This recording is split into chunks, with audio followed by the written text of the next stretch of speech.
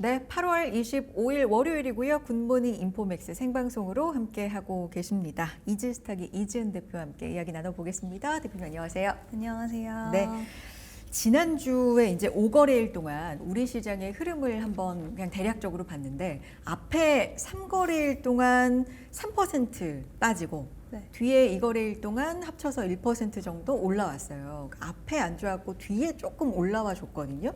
요게 이제 근데 주말 사이에 뭐 잭슨홀에서의 금리 인하 가능성이 좀 높아졌다는 힌트, 뭐 이런 부분 미증시 오르고 이러면서 오늘 같은 경우는 그래도 좀 상승할 가능성이 높다고 보시겠어요? 어떠세요? 네, 오늘은 네. 상승 가능성에 좀 더 무게 중심을 두고는 있어요. 왜냐하면 네. 이번 잭슨홀 미팅에서 이야기 나왔던 네. 부분이 금리 인하에 대한 가능성의 문을 열어줬지만 좀 음. 시기적으로 중요했던 부분이 AI 관련된 거품론이 고개를 든 상황 속에서 그런 이야기가 나왔다는 네. 게 좀 의미가 있다라고 보고 있는 게 AI 거품론 이야기가 나왔을 때 외국인이 우리나라에서 반도체 관련돼서 좀 매도 쪽이 있었는데 이런 부분들이 일부 되돌림 현상이 나올 수 있지 않을까라는 기대 심리가 있는데 과연 미증시의 그 상승분을 다 고스란히 우리나라가 흡수를 해서 갈 수 있을까에 대한 부분들은 조금은 좀 의문이 있는 부분이 지금 주말 사이에 이제 노란 봉투법 관련돼서 사실 이 노란 봉투법에 대해서 의견이 분분하긴 하지만 외국계에서는 좀 그래도 부정적으로 보는 부분은 그래요. 아무래도 파업에 대한 리스크라던가 그리고 비용에 대한 지출 부분들이 기업들의 수익성 악화로 이어질 수 있다라는 부분과 또 전통적으로 지금 뭐 조선, 철강, 자동차 이런 쪽이 피해가 클 것이다라고 보는 쪽이 있다 보니 지금 노란봉투법 25일 본회의에서 이제 통과된 부분이 어떻게 좀 시장이 받아들일지에 대한 부분들을 좀 봐야 될 것 같고요. 오늘 주말 사이에 나온 이슈이기 때문에 그 이후에 첫 거래일이다 보니 이게 수급적으로 어떻게 진행이 될지 그리고 미증시의 이 금리 인하에 대한 부분들을 다 흡수해야 될지는 저는 좀 봐야 되는 부분을 좀 있지 않을까라고 보고 있고요. 오늘 본회의에서 상법 2차 개정안 포결에 붙일 것이다라는 이야기가 나오는데 아마 장중에 오전에 나올 거래요. 그래서 장중에 이와 관련된 이슈들도 분명히 수급 변화에 좀 영향을 줄 것이고 결국 정책적인 그 부분이 우리나라를 좀 그러니까 미국 시장과는 좀 다른 변수적인 요인이잖아요. 그래서 그 부분이 가장 중요한 키가 되지 않을까라고 보고 있습니다. 보통은 최근에 보면 미국 시장이 좀 좋았다. 그러면 그 다음 거래일에 우리도 뭐 조금의 차이는 있을 수 있겠지만 어쨌든 상승하고 이런 공식들이 약간 국내적 이슈에 더 영향을 많이 받는 흐름으로 바뀌면서 살짝은 오늘은 뭐 상승일 거는 같은데 그 폭을 고스란히 받을지 모르겠다 쪽이신 것 같아요. 확실히 좀 분위기가 달라졌네요. 네, 아무래도 이제 우리나라 증시 네. 제가 한두 달 전에 나왔을 네. 때 이제 외인 매수세가 돌아왔다 네. 뭐 이런 이야기 많이 드렸는데 최근 보면은 외국인의 매수세가 다시 좀 이탈하는 모습이 8월 들어서는 좀 도드라졌어요. 그러네요. 후반부 들어서 그 이슈는 결국 지금 정책적인 부분들이 우리나라 개별적인 이슈이다 보니까 근데 이 자체가 우리나라 증시 자체를 끌어줬던 가장 큰 원동력으로 작용이 됐다 보니 미증시가 올라서 우리나라가 올랐다 그 부분에 있어서는 제한적인 흐름들이 있었던 적이 작년에도 좀 비슷했어요. 작년에 계속했던 이야기가 미증시는 상승하는데 왜 우리나라 증시는 오르지 않을까요? 라는 이야기를 했었는데 미증시가 오르면 우리나라 증시가 어느 정도는 그거를 가져가긴 했지만 완벽하게 연동된 흐름을 가져가는 것도 아니었지만 올해는 상당히 좋은 모습이 보였던 건 개별적인 이슈, 정책적인 이슈가 긍정적으로 해석되면서 올라왔는데 네. 그게 지금 엄청난 좀 난관에 부딪히다 보니까 아무래도 그런 부분들이 가장 크게 작용을 하고 있지 않나라고 봅니다. 근데 주 후반에 거의 그 달러원 환율 같은 경우는 1,400원 이제 넘기도 했었거든요. 그럼에도 불구하고 외국인들 좀 돌아오는 흐름이 있었기 때문에 이걸 어떻게 해석해야 되지 싶기도 했었는데 주말 사이에 보면은 1,380원대로 다소 또 안정된 흐름이어서 외국인 수급 같은 경우는 좀 기대가 될까요? 외국인 네. 수급에 대한 유입이 네. 이제 오늘 가장 저 앞서서 말씀드린 네네네. 것처럼 중요한 게 지금 노란봉투법에 대해서 좀 약간 회의적인 시각이 많이 있었다 보니 이와 관련돼서 과연 수급이 오늘 첫 거래일 돌아올 수 있을지에 대한 여부와 그리고 2차 상법 개정안에 대한 이제 표결에 붙이는 오전의 진행 상황에 따라서 좀 달라지지 않을까라고 보고 있고요. 물론 수급이 유입될 수는 있겠지만 네. 그 규모나 폭이나 이런 부분들이 조금은 제한적일 수 있다라는 부분 부분, 그리고 좀 눈치를 볼 수 있거나 아니면 업종별로 좀 차별화된 외국인의 수급 유입이 나타나지 않을까라고 생각하고 있습니다. 여기에 우리 중요한 이벤트 또 한미 정상회담 화요일 새벽에 우리 또 확인해 볼 수가 있잖아요. 이것도 증시 큰 모멘텀이 줄 수 있을까? 이 부분도 궁금해요. 지난 금요일을 네. 한번 생각을 네, 해보면 목요일, 금요일 중에 특히 금요일이 더 도드라졌었는데 증시를 끌어올린 섹터 그리고 대형주 위주로의 상승세가 많이 나왔거든요. 근데 그 중심에는 결국 경제 사절단에 들어있는 대기업 위주의 상승세가 좀 강했던 것 같아요. 테마주들, 중소형주들 흐름을 보면 변동성이 굉장히 좀 확대되는 흐름이 나왔지만 대형주 위주의 시세가 강하게 좀 붙어주면서 시장을 끌어갔는데 그만큼 시장에서는 좀 기대를 하고 있는 건 사실인 것 같아요. 그래서 코스피 같은 경우에도 외국인의 매수세가 유입된 게 지금 경제 사절단이 가서 어떤 수확을 얻어올 수 있을지 이 부분에 대해서 시장은 기대를 하고 있고 금요일날 증시가 오른 가장 큰 요인은 여기서 찾아볼 수 있지 않을까라고 보고 있습니다. 지금 여기까지만 들어보면요, 대표님. 일단 금리 인하 기대감 좀 살아나면서 미증시 크게 오른 거 우리한테 뭐 나쁠 거 없고 호재이고 한미 정상회담에 뭐 기업들도 많이 가고 이 부분도 기대해 볼 만한 이슈들, 좀 지켜볼 만한 이슈들이 있는데 근데 우리 내부적인 정책 요 부분 때문에 약간 좀 모르겠는 부분이 여기서 나온다. 이렇게 정리해 볼 수 있겠네요. 네, 그렇죠. 네. 아무래도 그 부분이 가장 좀 그래요. 큰 부분이지 않을까라고 보고 있고요. 참 답답한 그런 좀 진행 상황들이 되고 있다 보니 이게 내부적으로도 의견들이 너무나도 다르고 그리고 경제 수장 그때 우리도 이야기했었던 것 같은데 뭐 PBR 발언이라든지 이런 부분들이 좀 우려를 더 키우고 있지 않나라고 보고 있고요. 가장 중요한 건 정책적인 부분이 아닐까라고 생각을 합니다. 알겠습니다. 이런 큰 방향은 일단 잡아주셨고 하나하나 좀 살펴보겠습니다. 개별 종목 보면 반도체 대장주들 움직임도 좀 눈에 띄는데 삼성전자 1%대, 하이닉스가 2%대. 근데 하이닉스 뭐 그 전에 좀 많이 빠지기도 했었고 어쨌든 반도체 업계 뭐 대규모 투자 진행 얘기라든지 미국에서의 이슈들 이런 부분들도 좀 영향이 있는 것 같아요. 어떻게 보십니까? 네, 상당 부분 네. 영향이 있다라고 보고 있고요. 반도체 같은 경우에는 사실 추가 투자 나올 가능성이 있을 거라고 저는 보고는 있는데 추가 투자라는 건 어떤 부분 말씀해 주시는 일단 건지? 삼성 네. 같은 경우에는 지금 뭐 테슬라 네. 전용 라인을 이제 공장에 들어가기 시작을 한다. 뭐 이런 이야기도 나왔던 것만큼 네. 지금 파운드리 쪽에서 애플과 테슬라 향으로 수주를 받아내고 있잖아요. 근데 지금 파운드리 쪽으로 공장을 증설하는 것 말고 추가적으로 반도체 첨단 반도체 패키징 쪽으로도 추가 투자를 할 수 있는 가능성 좀 열어둘 수 있지 않을까라고 보고 있고요. 네. SK 하이닉스는 아마 미국 측에서도 알고 있을 건데 HBM을 통해서 상당히 많은 수익을 좀 올린 상황이다 보니 투자에 대한 압박이 추가적으로 들어올 수 있는 가능성이 있지 않을까라고 보고 있고 그렇게 되다 보면 결국에는 이제 소부장 기업들이 아마 장비단의 종목들이 특히 좀 좋지 않을까라고 보고 있는데 이제 선 주문에 대한 부분들에 기대를 할 수 있다 보니 투자에 대한 이야기가 나오면 뭐 삼성전자, SK 하이닉스를 비롯해서 일단은 소부장 기업들이 상승세가 좀 두드러지게 나타나지 않을까라고 보고 있고요.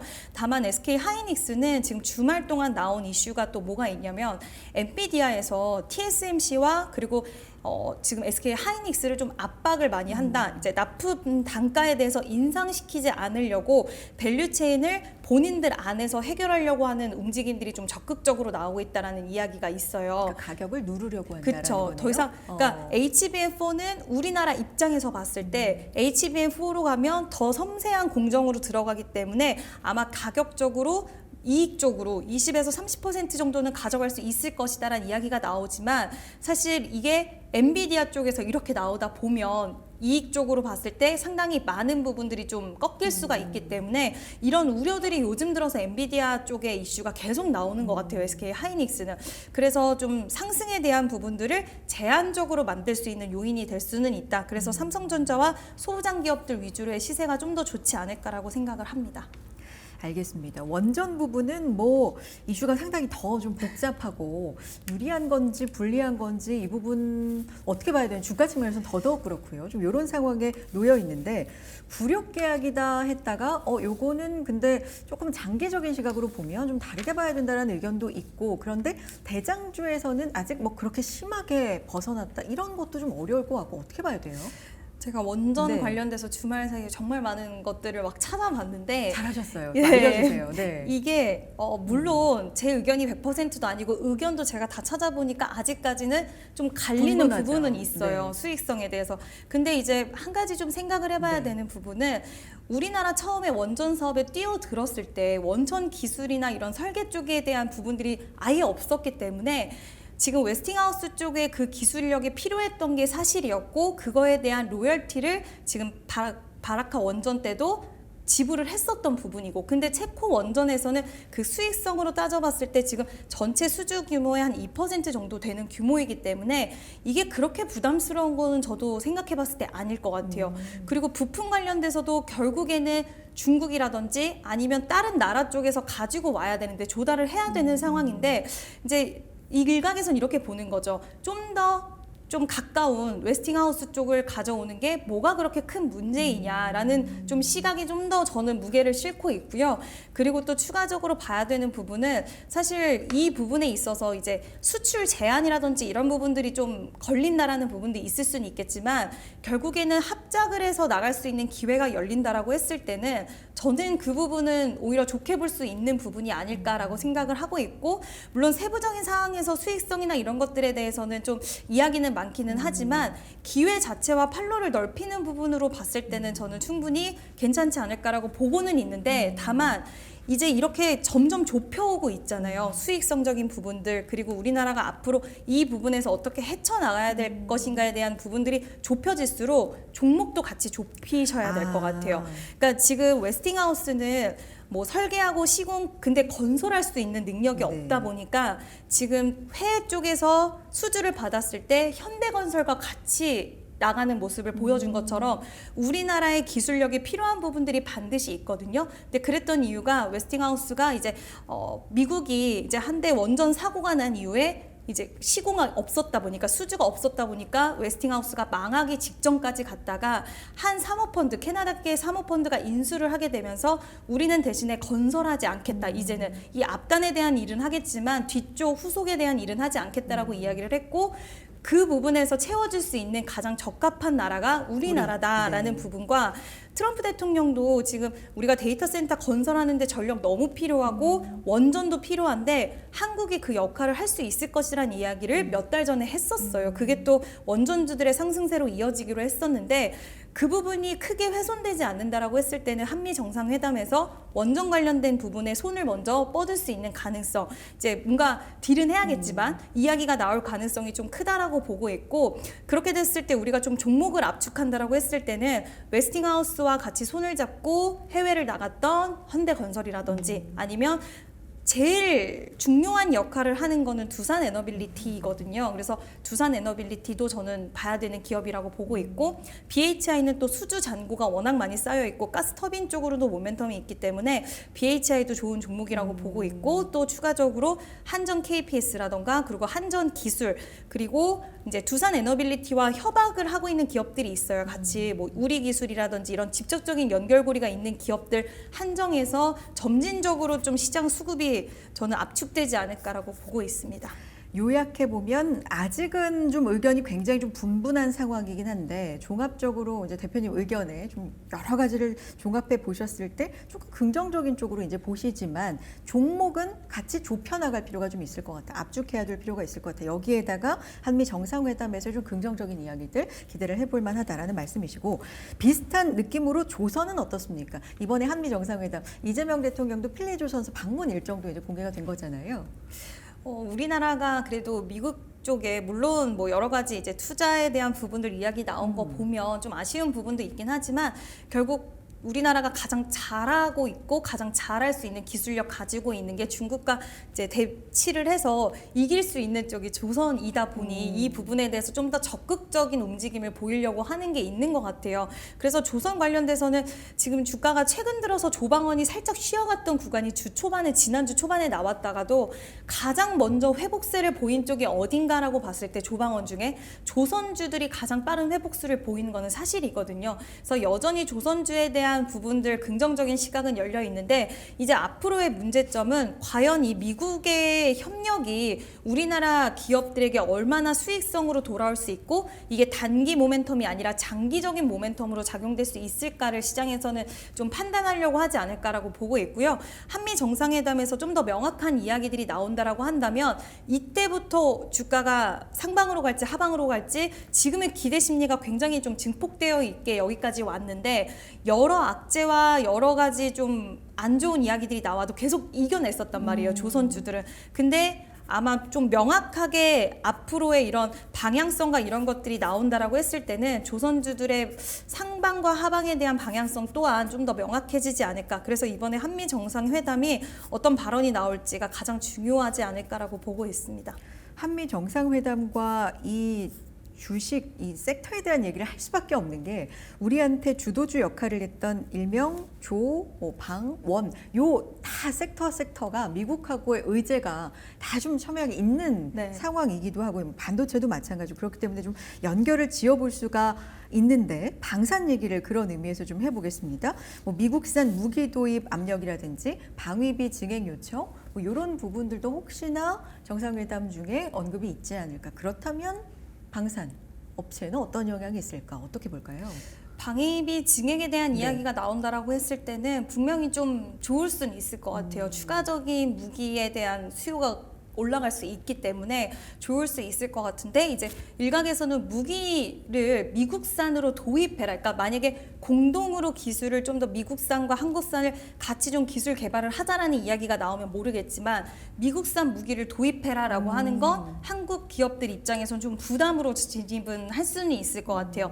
다만 우리나라 기업들이 이렇게까지 실적이 좋아질 수 있었던 건 한국의 무기를 납품하는 거는 이익이 한 5% 난다라고 한다면 외국 글로벌 이제 유럽이라든지 중동 이쪽 나가는 건 한 20% 정도 남길 수 있다 보니까 사실 방산 쪽을 바라보는 게 내수 시장을 바라보기보다는 지금 유럽이나 중동 시장을 많이 바라보고 있잖아요.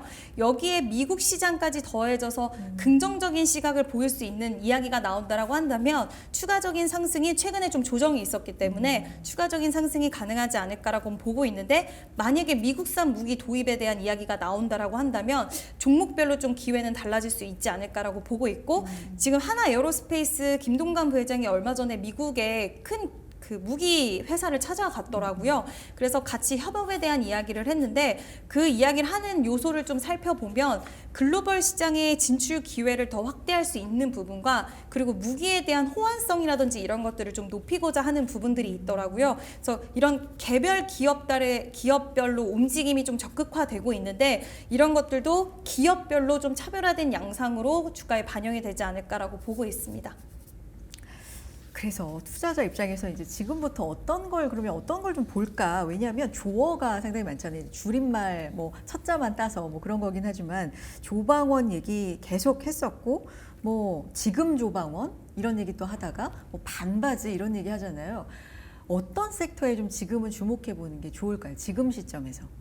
지금 시점에서는 사실 조선방산 원전 관련된 종목군들이 좀 시세가 같이 강하게 갈 거라고는 저는 생각은 하고는 있는데 계속해서 주도주 역할을 좀 놓치지 않고 해줄 거다. 할 수 있는 가능성이 있다라고 보는데 이 안에서 섹터별로 차별화는 좀 있을 것 같아요. 그래요. 그러니까 원전 같은 경우에는 이미 이번 한미 정상회담에서 어떤 이야기가 나오는지에 따라서 주가 회복 탄력성이 굉장히 좀 강하게 이어질 거라고 보고 있고 일단 조선 같은 경우에도 마찬가지로 지금 밸류에이션에 대한 부담 이야기는 지속적으로 나왔던 상황이기 때문에 사실 이 부분이 긍정에 대한 이야기가 나오던 부정에 대한 이야기가 나오던 투자자의 입장에서는 내가 비중이 너무 많고 어느 정도 조선주들은 거의 다 수익권에 있으신 분들이 많이 계실 거예요. 종목별로 차별화는 되겠지만 그래도 어느 정도 수익이 내가 나고 있고 비중이 좀 크다. 그런 분들은 비중은 확 압축해 두시는 게 저는 맞다라고 보고 있고 수익을 챙겨 두시고 조방원 섹터 모두 다 이야기긴 하지만 그래서 조선방산 원전 이번 한미 정상회담을 기점으로 해서 많은 변화들이 일어날 수는 있겠지만 우리는 어쨌든 투자의 입장으로 봐야 되는 거잖아요. 대응적인 측면에서는 내가 이 세 개의 섹터를 이렇게 골고루 좀 가지고 있다라고 한다면 비중에 있어서는 이 세 가지 섹터 모두 지금 수익을 챙기고 비중을 좀 줄여두시는 건 나쁘지 않아요. 왜냐하면 만약에 한미 정상회담 이후로 정말 장기적인 수익성에 대한 긍정적인 시각이나 이런 것들이 나온다고 해도 우리가 다시 잡을 수 있는 기회는 충분히 계속 제시는 될 거예요. 왜냐하면 정책적인 지금 우리나라는 불편한 게 아직 남아있는 상황이고 그러다 보니 이 그림에 대해서 계속해서 방향성을 체크를 해 나가시되 수익에 대한 부분이라든지 비중에 대한 부분들은 챙겨 나가시면서 보시는 게 좋다라고 생각을 하고 있습니다.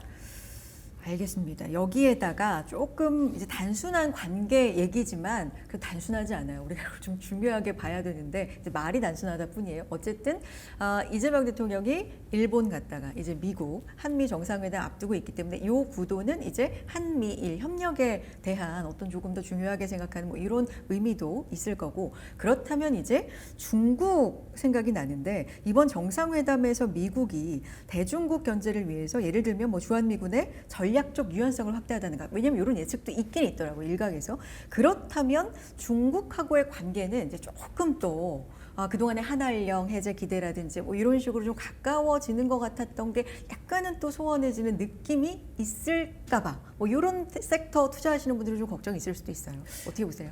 안 그래도 금요일 날 후반에 엔터주들이 좀 밀리긴 했어요. 물론 추세 자체를 무너뜨릴 정도의 하락폭은 아니었긴 했지만 엔터주들이 한미 정상회담 기대감을 가져가는 경제사절단 관련된 기업들이 상승이 나올 때 상대적으로 엔터주들은 좀 밀리는 그런 모습들을 보면서 아마 시장에서는 이런 부분들에 대한 우려가 좀 반영이 된 게 아닐까라는 생각이 들고요.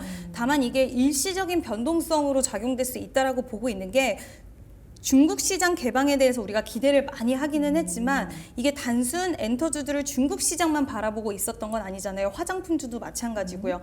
중국 시장을 제외하고도 수익을 내고 있는 상황이고 실적이 이제 올라가고 있는 구간에 진입을 해어 있는 상황이기 때문에 기대감적인 부분들이 빠졌을 때 주가가 어느 정도 변동성이 나와줄 수는 있겠지만 변동성이 나온 이후에 원래 갖고 있었던 그 이제 그러니까 섹터에 대한 타겟하는 시장들 이런 모멘텀과 매력도는 다시 한번 부각될 수 있을 거라고 보고 있어서 저는 이쪽 관련된 섹터들은 여전히 좀 긍정 시각은 열어두고 있습니다. 근데 여기 이제 제가 제시한 좀 걱정이 이런 우려가 있지 않을까요? 라는 질문에 이제 반대되는 이슈가 하나 나온 게 중국에도 특사단이 방문을 네. 했어요. 어제 이제 뉴스인데 경주 에이펙에 시진핑 주석 초청, 뭐 대통령 친서 전달 이런 이슈도 또 있기 때문에 이게 어떻게 또 반영이 될지 이 부분은 네. 지켜봐야 될 것 같습니다. 남북 경협 관련주들도 좀 오르는 종목들 움직임이 좀 있습니다. 이거 어떻게 봐야 돼요? 남북경협주는 이제 개성공단 관련된 종목군들이 시세가 좀 강했던 것 같아요. 좋은 사람들, 코데즈 컴바인 이런 종목들이 뭐 최대 주주가 예전에 이제 개성공단 쪽에 지분을 갖고 있었다 뭐 이런 구조 때문에 이제 테마성으로 좀 올라간다라고 보시면 될 것 같고요. 지금 정부에서 굉장히 남북경협에 대해서 좀 강하게 드라이브를 걸고 있는 만큼 또 개성공단을 다시 살리겠다라는 이야기를 해요. 그래서 개성공단 관련된 종목군들 위주로의 시세가 강한데 지금 추경 매수하기에는 좀 부담스럽고요. 그리고 개성공단 관련주로 엮여있는 종목군들이 잘 살펴보면 최대 주주가 바뀐 경우도 있고요. 최대 주주가 이제 개성공단에 뭐 2만 평의 부지를 갖고 있었다는 이야기가 있지만 정말 긴 세월이 지나가면서 최대 주주가 변경되는 경우도 있고 이렇게 좀 종목별로 또 세부적으로 살펴보면 그 내용들이 많이 변화가 된 기업들도 있다 보니 지금은 테마성으로 좀 생각을 하시는 게 낫다. 그리고 너무 이미 많이 올라와 있는 상황이기 때문에 좀 부담스럽지 않을까라고 생각을 하고 있습니다. 바이오 업도 좀 짚어보고 싶은데 일단 바이오의 이슈 첫 번째 금리 인하되면 대표적인 수혜주로 꼽히는 게 또 바이오이기도 한데 우리 이슈 한미 정상회담으로 어떤 이슈가 바이오에 있을까를 생각해 보면 뭐 셀트리온 회장도 경제사절단에 이번에 포함이 되기도 했고 미국이 바이오에 대해서도 이 관세 칼날을 굉장히 이제 매섭게 들이우고 있는 상황이고 바이오 분야에서도 미국이 이제 리쇼어링 추진하고 있기 때문에 뭐 여러 가지 이슈가 좀 있을 것 같습니다. 바이오 어떻게 봐야 될까요? 일단 셀트리온이 이제 또 출격을 합니다. 맞아요. 지금 셀트리온이 미국 내 공장 하나 인수하려고 하는데 우선 협상 대상자로 선정이 됐고 꽤 많은 돈을 투자하려고 해요. 그래요. 그래서 관세 관련돼서 이제 어떻게 우리는 대응을 할 것이다. 그리고 투자 관련돼서도 아마 의견을 좀 피력할 것 같은데 이와 관련돼서 이런 움직임을 보인다라고 하면 좀 적극적인 모습을 보인다라고 하면 지금 우리나라 의약품 관련돼서 관세 이슈로 좀 불편함을 겪는 종목들이 있잖아요. 그런 종목들 물론 그 안에서 적극성을 가졌냐 아니면 관망하는 움직임을 가져갔느냐에 따른 종목별 차별화는 있을 수는 있겠지만 이런 부분들이 전체적으로는 좀 긍정적인 시각을 불러일으킬 수 있을 것 같고 다른 것보다 금리 인하에 대한 이야기가 나오면 항상 특히 바이오텍 기업들이 좋은 시세를 보였기 때문에 최근에 조정이 있었음에도 불구하고 시세가 그렇게 나쁘지는 않아요. 그래서 전반적으로 오늘 바이오는 좀 좋지 않을까. 그리고 의약품 관련된 종목군들도 이번에 EU에서 15% 의약품 관세가 지정이 됐기 때문에 우리나라도 최애국의 대우를 해준다고 한 만큼 좀 기대 심리는 살지 않을까라고 생각을 합니다. 알겠습니다. 지난주 앞서서 시작할 때 말씀드린 것처럼 우리 증시는 5거래일 동안에 앞에 3일은 굉장히 좀 마음이 힘들었고 이틀은 그래도 반등하는구나 이런 흐름이었고요. 그러면서 우리 시장은 아직은 반영을 안 한 미국 시장의 상승도 우리가 이제 받고 이번 주는 뭐 여러 가지 이슈, 한미 정상회담을 비롯해서 중요한 이슈들이 많습니다. 투자 포인트 좀 정리해 주시죠. 이번 주에 이벤트가 정말 많이 그쵸. 있어요. 이번 주 지금 한미 정상회담 결과에 따라서 또 변동성이 유발될 거고 아까 말씀드렸던 2차 상법 개정 관련된 이슈도 있고요. 그리고 대주주 양도세 관련돼서도 지금 9월 4일 이전에 여러 가지 이야기가 나올 건데 아마 이번 주 안에 국무회의 안에서 또 이야기 많이 나올 거라는 이야기가 있고 또 지금 PC 지표 발표가 있고요. 또 계속 엔비디아 실적 발표 있고요. 엔비디아 맞네요. 실적 발표가 사실 저는 굉장히 중요하다라고 보고 있는데 물론 이번에 AI 버블 거품론 나오고 나서 지금 금리 인하 기대감이 고개를 들면서 그 부분도 일단락 되기는 했지만 여기서 엔비디아 실적이 또 어떻게 나오느냐에 따라서 미증시의 분위기라든지 우리나라 관련된 종목군들 너무나 많다 보니까 영향력이 상당히 클 거기 때문에 이번 주에 긍정적인 변동성을 유발시킬 수 있는 이슈들도 있지만 살짝 조심해야 되는 변동성 유발시키는 이슈들도 충분히 있기 때문에 저는 뭐 너무 보수적이다라고 생각하실 수는 있겠지만 항상 어느 정도의 현금 확보는 좀 필요하다. 그리고 만약에 정책적으로 우리가 원하는 방향성이 만약에 해결이 된다라고 했을 때는 우리 코스피 처음에 외쳤던 그 숫자를 생각했을 때 물론 다 실현 가능성이 있다라고 볼 수는 없지만 상방이 그만큼 많이 열려 있고 바닥권에 있는 종목들이 있거든요. 예를 들어서 뭐 지금 2차 전지도 그렇고 아직까지 바닥권에 있는 종목군들이 만약에 기회를 얻게 된다라고 했을 때는 또 그쪽에서 기회는 충분히 발생할 수 있기 때문에 지금은 좀 조방원이라든지 이런 밸류에이션에 대한 부담감 다만 성장에 대해서 좀 기대할 수 있는 섹터들이 가고는 있지만 시장이 진짜 상법 개정안이라든지 이런 쪽이 풀린다고 했을 때는 바닥권의 종목들 안에서도 기회가 충분히 나올 수 있기 때문에 어느 정도의 현금 확보와 이런 부분들은 항상 필요하다는 거 말씀드리고 싶습니다. 2차 전지 말씀해 주셨기 때문에 지난주 후반에 이제 미증시 마무리하면 테슬라는 굉장히 크게 올랐잖아요. 요즘에 우리나라 2차 전지 관련성은 좀 어떤 연결고리는 강도가 좀 약해졌나요? 약해진 것 같고요. 그래요? 테슬라 관련주들 갈 때 가는 종목군들이 요즘은 뭐 자율주행 쪽에서 자이글이라든지 폴라리스 세원 약간은 좀 약간 단기 탄력도 있는 종목들 위주로 가고요. 근데 주말 사이에 또 리튬 가격 최고치 경신했다라는 이슈가 있어서 오늘 또 그 이슈가 긍정적으로 반영이 될 수 있을 것 같습니다. 알겠습니다. 자, 월요일 시작하면서 우리 증시 한 주간 어떤 부분들 좀 포인트로 봐야 되는지 이지은 대표와 이야기 나눠봤습니다. 이지스탁의 이지은 대표 여기서 인사 나누죠. 고맙습니다.